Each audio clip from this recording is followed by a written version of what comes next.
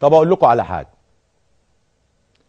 الشيخه موزه كانت بتغير من احدى الممثلات السوريات. كان في ممثله سوريه الشيخه موزه بقت تغير منها وخايفه لا جوزها يتجوز الممثله السوريه. والله تصوروا.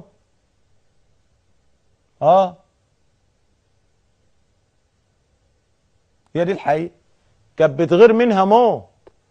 اعرفوا بقى الشيخه موزه كانت بتغير من الممثله السوريه ليه؟ ومن ضمن اسباب ان قطر بتدفع فلوس لتدمير سوريا ان الممثله دي على صله قرابه وصداقه ببشار الاسد.